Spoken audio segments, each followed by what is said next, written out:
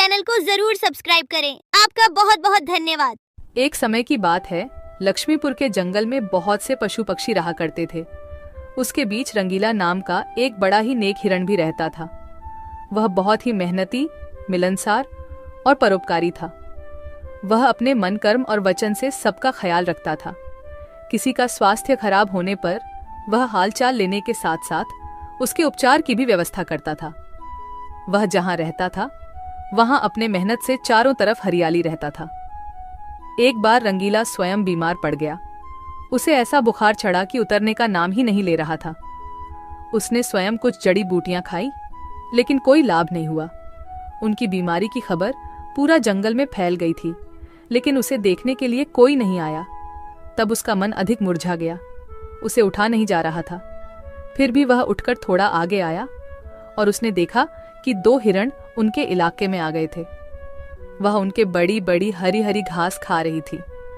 उन्होंने जब रंगीला को देखी तो मुस्कुराने लगी। अरे रंगीला, कैसी है तुम्हारी तबीयत? हम लोग तो तुमसे ही मिलने आए हैं, तुम्हारा हालचाल जानने आए हैं। हाँ रंगीला, मैंने सुना तुम्हारी तबीयत बहुत खराब है, तो हमसे रहा नहीं गया, इसीलिए चले आए हैं। अब बताओ, कैसी तबीयत है तुम्हारी? तबीयत में कुछ सुधार नहीं आया है, अब कोई दूसरी दवा लेनी पड़ेगी। हाँ हाँ, अच्छी दवा लेना और अपनी ख्याल रखना। अब तुम आराम करो, हम चलते हैं। रंगीला मुड़कर अपनी घर के तरफ चला गया और इधर दोनों हिरण फिर से रंगीला के इलाके के हरे हरे घास खाने लगी। हमने इस जगह के बारे में जितना सुना था उससे कहीं ज्यादा पाया। रंगीला ने बड़ी मेहनत से ये गुलशन सजाया है। चारों तरफ हरियाली ही हरियाली है। देखकर और खाकर तबीयत खुश हो गई। अभी पेट भरकर खा लेता हूँ, फिर कल रंगीला से मिलने के बहाने आ जाऊंगा। हमें रंगीला से क्या काम, हमें तो यह हरियाली खींच लाई है। चलो, हम फिर कल आएंगे रंगीला से मिलने के बहाने। जब दोनों हिरण का पेट भर गया तब वह वहां से चले गए और अपने इलाके में जाकर वह रंगीला के इलाके के हरे हरे घास के बारे में तारीफ करने लगे। अरे भाई, यहाँ सूखे घास खाकर पड़े हो, वहाँ जाओ रंगीला के दरबार में, रंगीला का हालचाल पूछो और पेट भर के हरे हरे घास खाओ। बहुत अच्छा है रंगीला, उसके बीमार होने पर भी हमें हरे हरे घास खाने के लिए मिल रहे हैं। रंगीला बहुत अच्छा है, बड़ा ही नेक हिरन है, उसके बीमार होने पर भी हमें हरे हरे घास खाने के लिए मिल रहा है। इससे अच्छी बात और क्या हो सकती है। वहां बहुत सारे हिरण की टोली बन गई। वह सब रंगीला के पास पहुंच गए और रंगीला का हालचाल पूछने लगे। पहले तो रंगीला को इस बात की बहुत खुशी हुई कि कितने सारे लोग इनके हालचाल पूछने आ गए, लेकिन उसके बाद का नज़ारा देखकर रंगीला का सर चकरा गया। सारे हिरण उनके इलाके के घास खाने में जुट गए थे। कुछ हिरण तो फल भी खा रहे थे। उनके पास सर उठाकर इधर उधर देखने की भी फुर्सत नहीं थी। रंगीला बेचारा मन ही मन सोचने लगा कि यह लोग मेरे पास 2 घड़ी भी नहीं रुके और घास खाने में जुट गए। अगर यही हाल रहा तो मेरे इलाके के सभी घास खत्म हो जाएंगे, मेरे खाने के लिए भी कुछ नहीं बचेगा।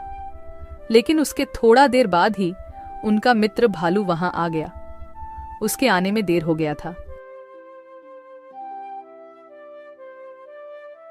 माफ करना दोस्त, मुझे आने में देर हो गई है। तुम्हारे लिए औषधि लाने बहुत दूर चला गया था। औषधि तो मिल गई, लेकिन आने में थोड़ी देर हो गई। ये जड़ी बूटी तुम जल्दी खा लो और जल्दी से ठीक हो जाओ मेरे दोस्त। रंगीला ने वह औषधि खाई और कुछ देर बाद ही उसे आराम मिलने लगा। उसका दोस्त भालू उनके साथ ही रुका रहा और 2 दिन के बाद रंगीला का तबीयत ठीक हो गई। लेकिन उनके खाने के लिए न कोई घास बचा था, न कोई फल बची थी।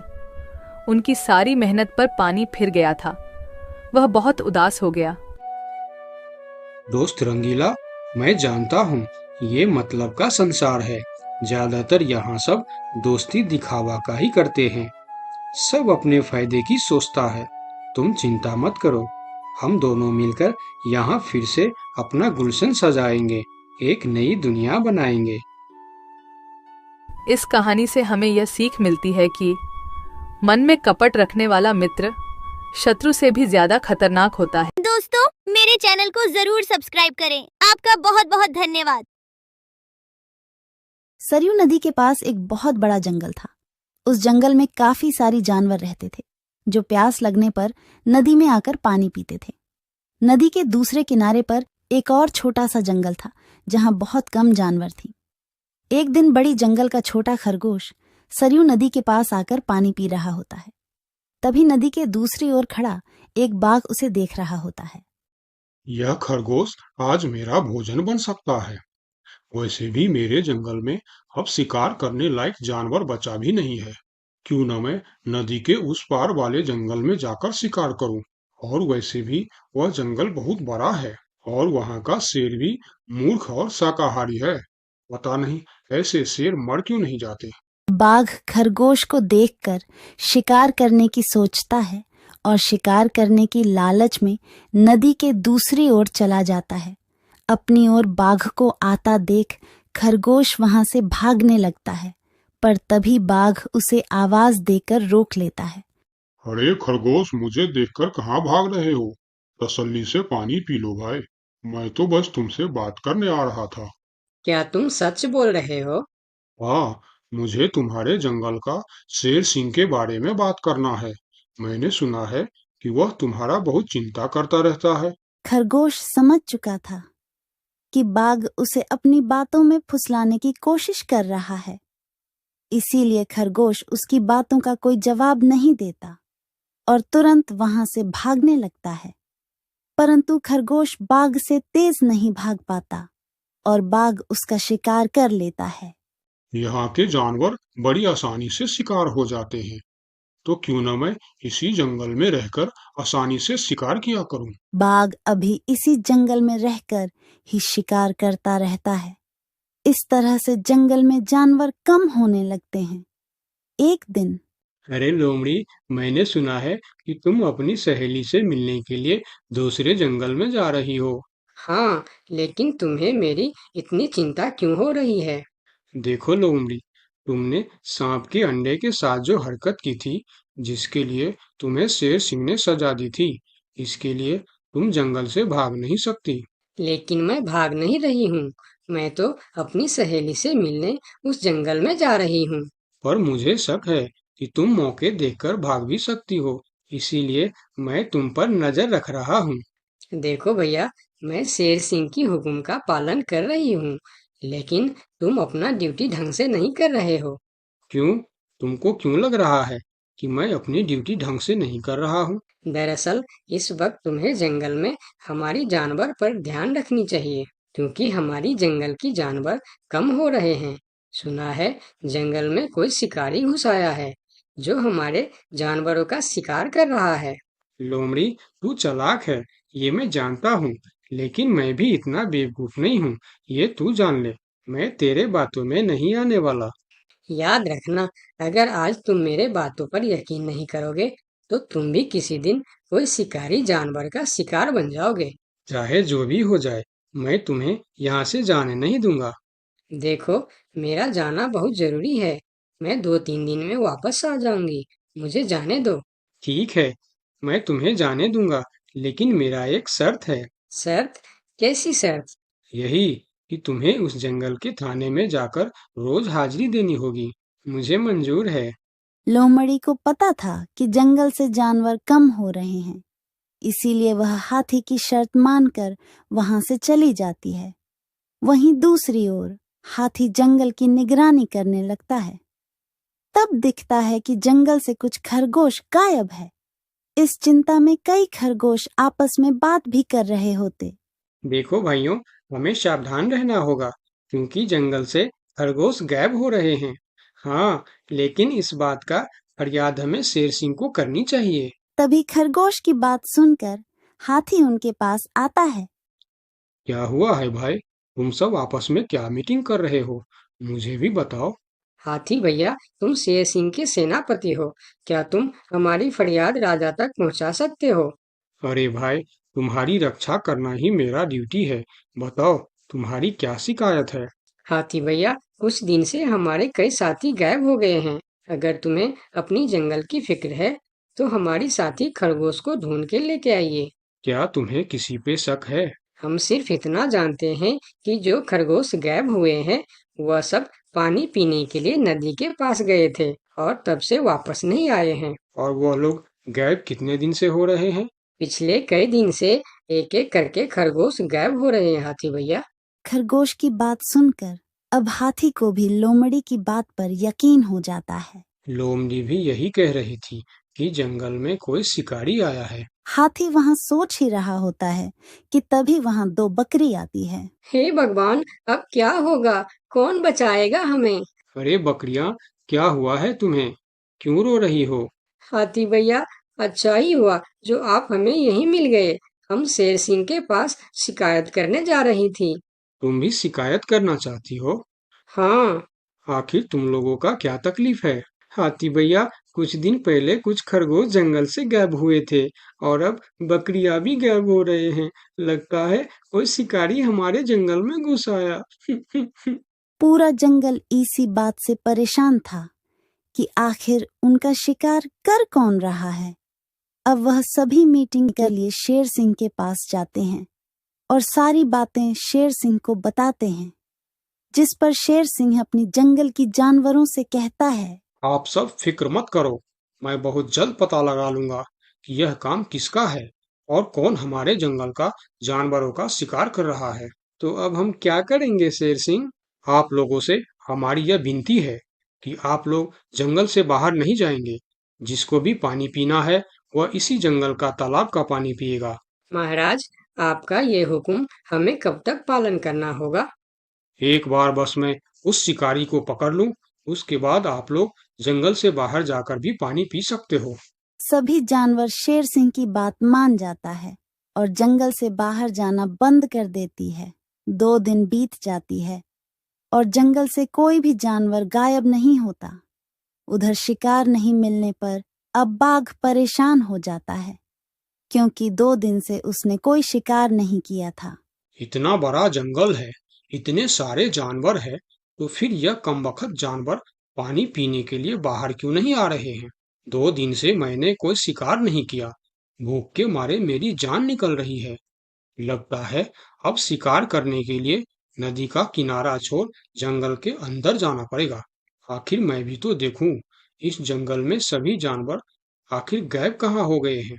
अब देखता हूँ मुझसे कैसे बचते हैं इस जंगल के जानवर। इतना बोलकर बाघ छुपकर जंगल के अंदर घुस जाता, जहां वह देखता है एक बकरी घास खा रही होती है। उस बकरी को घास खाता देख बाघ पीछे से उस पर हमला कर देता है और उसे मारकर अपने साथ जंगल से बाहर ले जाता है। ये सब एक दूसरी बकरी देखती रहती है। अच्छा, तो ये बात है। अभी मैं जाकर शेर सिंह को बताती हूँ। फिर बकरी सभी जानवरों को इकट्ठा करके शेर सिंह के पास पहुंचती है।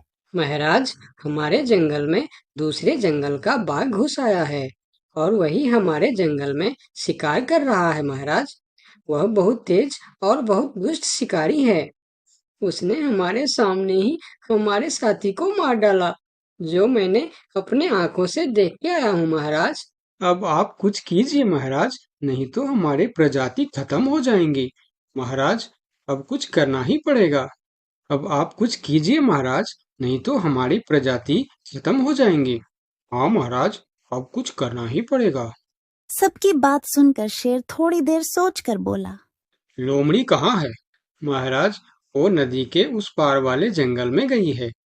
शेर सिंह लोमड़ी के मदद से बाघ को पकड़ने का मन ही मन प्लान करके बोला, देखो, इस जंगल का जानवरों का रक्षा करना हमारा पहला कर्तव्य बनता है और मैं आप लोगों की रक्षा जरूर करूंगा।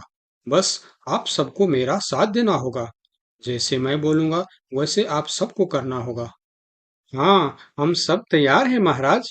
तो सुनो, आप लोगों में से कोई भी उस नदी के किनारे नहीं जाएगा और जब वह शिकारी को शिकार नहीं मिलेगा तब वह जंगल के अंदर आने के लिए मजबूर हो जाएगा और वो जब जंगल के अंदर आ जाएगा तब मैं जंगल के किसी एक जानवर को उसके सामने भेजूंगा।